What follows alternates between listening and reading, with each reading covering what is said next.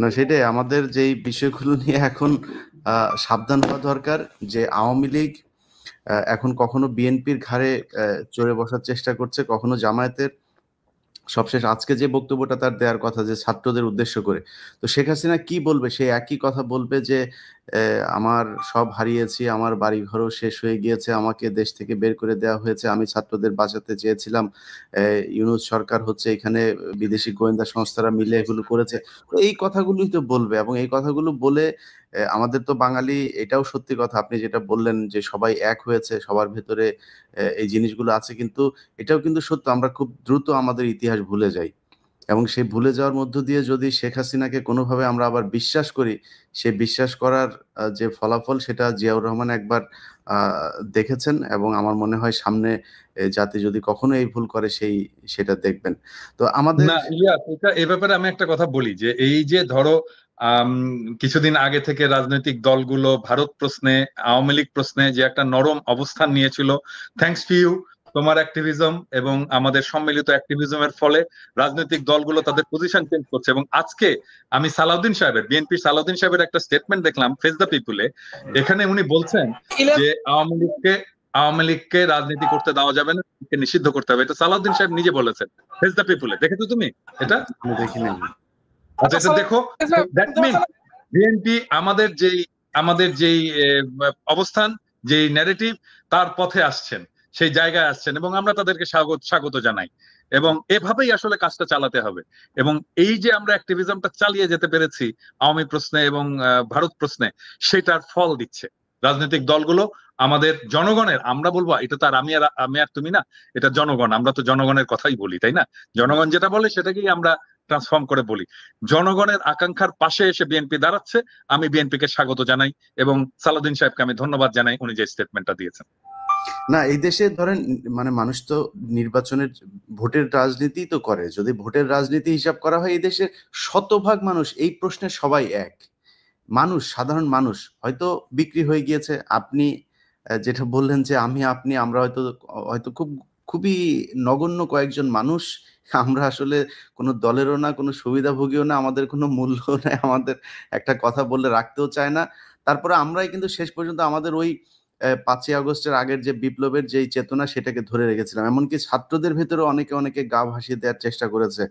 তো এই যে এই রাজনৈতিক দলগুলো যে আপনার এই প্রশ্নে তারা কিছুটা শিথিল হলো, তারা তো এই জায়গাটায় থাকলে আপনার বা আমার ভিডিও মানুষ কেন দেখে? আমরা আজকে যদি যে কথাগুলো এখন বলছি তার বিপরীত ধরনের কথা যদি বলি, কালকে জনগণ আমাদেরকে গালাগাল করবে, আমাদের ভিডিও দেখবে না, কেউ আমাদের দেখবেন, পছন্দ কেউ করবে। দেখবেন, So, আমাদের কেউ আমাদের চেহারা ভিডিও দেখে দেখবেন আসলে না, কেউ এখানে কথা ভুলেই যাবে বলবে। আমরা কেউ ছিলাম, ভুলেই রাইট, যাবে। রাইট। তো বিএনপি এবং জামায়াতের সমস্যাটা কোথায়? তাদের ভোটের রাজনীতি, মানুষের সমর্থনই যদি তাদের দরকার হয়, ওই প্রশ্নে তো বাংলাদেশের জনগণ এক, যে এই দেশে শেখ হাসিনার অস্তিত্ব থাকবে না, শেখ পরিবারের কোনো অস্তিত্ব এই দেশে থাকবে না, ভারতের কোনো আগ্রাসন এই দেশের মানুষ মেনে নেবে না। সো এই দুইটা প্রশ্নে এক হওয়াটা আমার মনে হয়, এক হলে আমাদের সাথেও যেই দ্বন্দ্বগুলো এখন। আমার তো আরো দুইটা পয়েন্ট আছে, আমি জানি না, তোমার সাথে তো আমি এটা শেয়ার করছি। বাংলাদেশে একটা সাম্যের সমাজ চাই, বাংলাদেশে একটা ইনসাফের রাষ্ট্র চাই। আমার চারটা সিম্পল জিনিস। আই বিলিভ যে এটা তোমারও চাওয়া আর কি। না, না, এটা এটা সবারই চাও, এরকম অনেক কিছু আছে যেগুলো কমন চাওয়া সবারই, আপনি এটার মতো এরকম হাজারো বলতে পারবেন, কিন্তু আমার কথা হলো যে এই কমন যে চাওয়াগুলো, এই চাওয়াগুলো নিয়েও কেন 5 তারিখের পরে আমাকে বা আপনাকে বা আমাদেরকে যুদ্ধ করতে হচ্ছে? এই জায়গাগুলোতে আমার মনে হয় বিএনপি, আপনি যেটা বললেন, আজকে যদি এই বক্তব্য দিয়ে থাকে, অবশ্যই তাদেরকে সাধুবাদ জানাই, এবং আমার বিশ্বাস যে জামায়াত ইসলামীও এই একই ধরনের বক্তব্যে অনড় থাকবে শেষ পর্যন্ত। তো আমি চেষ্টা করছিলাম দাদা 32 নাম্বার থেকে কয়েকজনকে লাইভে নিয়ে আসা, কিন্তু সমস্যা হলো এখানে নেটওয়ার্কের খুব সমস্যা হচ্ছে। টেলিভিশন গুলোও দেখলাম যে লাইভ করতে পারছে না, ওইখানে বাফারিং হচ্ছে বারবার। তো জ্যামার ট্যামার বসিয়েছে নাকি আবার কেউ? হইতে পারে, হইতেই পারে। এটা সেনাবাহিনীকে দিয়ে সবই সম্ভব, কারণ সেনাবাহিনী এই যে গোয়েন্দা সংস্থার যে যে চাল তারা চেলে যাচ্ছে নানান ভাবে সরকারকে একটা বেকায়দায় ফেলার জন্য। তো আরেকটা জিনিস দেখো, মানে যখন ওয়াকারের দূরভিসন্ধি নিয়ে আমরা বলা শুরু করলাম, সেই সময় সবাই এসে আমাদের উপরে চাপ দিল না? এমন ভাব যে ওয়াকার বিপ্লবের নেতা, নতুন জাতির পিতা, মনে আছে? হুম। এখন এই যে আজকে আজকে নেত্র নিউজ একটা নিউজ করছে যে এই সেনাবাহিনীর চাপে প্রফেসর ইউনূস আয়নাঘর ভিজিট করতে পারলো না। এই তখন যদি আমাদের পিছনে না লেগে সবাই মিলে আওয়াজটা তুলতাম, তাহলে তো আজকে এই অবস্থাটা হয় না। না সেটাই, আমরা তো চেয়েছিলাম সবাই এক হয়েই থাকতে। তো এই যে ধরেন আপনি বইমেলার অবস্থাটাই দেখেন, বইমেলাতে ই করলো। আচ্ছা আমি মনে হয় অডিওতে, হ্যালো সালাম, জি সাজিদ, আপনাকে সবাই শুনছে। হ্যাঁ, আমার মনে হয় আমরা ভিডিওতে যেহেতু আপনি কানেক্ট হতে পারছেন না, আমরা একটু ফোনেই বলি। আপনি কি অবস্থা ওইখানকার সব শেষ পরিস্থিতিটা একটু বলেন। আমরা এখানে প্রায় 50,000 উপরে মানুষ আছে, কিন্তু আমরা এখনো পর্যন্ত বুলডোজার ম্যানেজ করতে পারিনি, যার কারণে আমরা বাড়িটা ভাঙতে পারছি না। এই সাজিদ, বুলডোজার কলা বাগানে আমি তো বুলডোজার পাঠাইছি রে ভাই। আপনারা যান না, একটু সামনে যান, আপনারা একটু যান না, 5-10 হাজার লোক যান, বুলডোজারটা নিয়ে আসেন।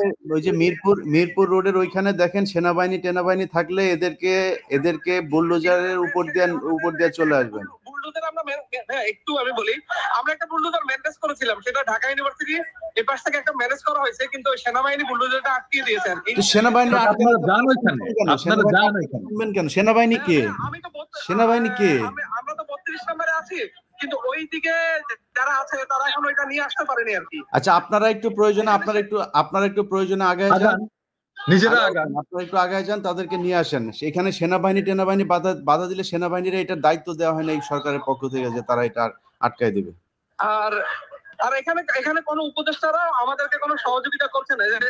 এই সিটি কর্পোরেশনে কিছু বুলেট আছে, আসিফ মাহমুদ চাইলে আমাদেরকে সহযোগিতা করতে পারতো, কিন্তু তিনি আমাদেরকে কোনো প্রকার ভাই ওনাদের সব কাজ তো আর ওনাদেরও তো অনেক কাজ আছে, ওরা তো আর সব কাজ আপনারা এখানে যে করে দিবে না। এখন এই কাজটা আপনারা করেন, যেহেতু বুলডোজার আসছে এবং বুলডোজার। আচ্ছা এমনি মানে বুলডোজার এমনিতে 32 নম্বরের অবস্থা কি, এটা একটু বলেন, ওইখানে কি হচ্ছে?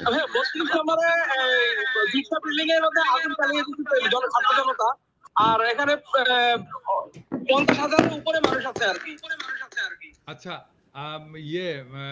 ইলিয়াস, আমাকে একটু যেতে হবে, আমার এখানে ওকে চালাও, যদি হয় হোয়াটসঅ্যাপে আমাকে জানিও। হ্যাঁ ঠিক আছে, আপনি জানতে পারেন, ঠিক আছে। আমি চেষ্টা করছি ওখানে কিছু লাইভ করার জন্য। আচ্ছা সাজিদ ভাই, আচ্ছা আপনি একটু থাকেন আমাদের সাথে আর চেষ্টা করেন যতটা সম্ভব। আমি লাইভে কানেক্ট হওয়ার চেষ্টা করছি, কিন্তু ভাই এখানে ইন্টারনেট অনেক স্লো আর কি, যার কারণে আমি লাইভে কানেক্ট হতে পারছি না। তারপর আমি যদি লাইভে কানেক্ট হওয়ার চেষ্টা করলে আপনাদেরকে এখানে পরিস্থিতিটা আমি আপনার দর্শককে দেখাবো আর কি, ইনশাআল্লাহ। ওকে জি ভাই, আসসালামু আলাইকুম। ঠিক আছে প্রিয় দর্শক, আমরা আরো কিছুক্ষণ লাইনে থাকবো। তো যে জিনিসটা দেখাইতে যাচ্ছি যে কারণে এটার আসলে মূলত আমি এবং পিনাকিদা আমরা যে কারণে মনে করলাম লাইভটা করা দরকার, যে জনগণের সাথে আমাদের থাকাটা মনে হয় জরুরি, এবং এটা জানানো দরকার যে ছাত্ররা একা না, এবং ছাত্র জনতা যারা এখানে আজকে এই বিষয়টাতে যারা নেতৃত্ব দিচ্ছেন, তাদের সাথে আমরা বাংলাদেশের মানুষজন আমরাও আছি। সো আমাদেরকে এটা মনে করবার কোনো কারণ নাই সেনাবাহিনী বা পুলিশ কেউ এসে তারপরে তাদেরকে বাধা দেবে আর তারা চুপ করে থাকবে। আপনি আজকে বাধা দেবেন, কালকে এটা আরো জোরালো যাবে, আরো জোরালো কর্মসূচি নেওয়া হবে। আপনি কি করবেন তখন? মাঝখান দিয়ে আপনার এই যে আপনি যে করলেন, এই কাজগুলো যে করলেন, এটা আমরা জেনে রাখবো।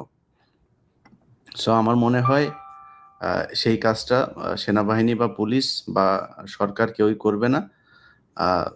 জনগণ চায় না এই দেশে শেখ পরিবারের কোনো অস্তিত্ব থাকুক, এই দেশে থাকবে না, ব্যাস।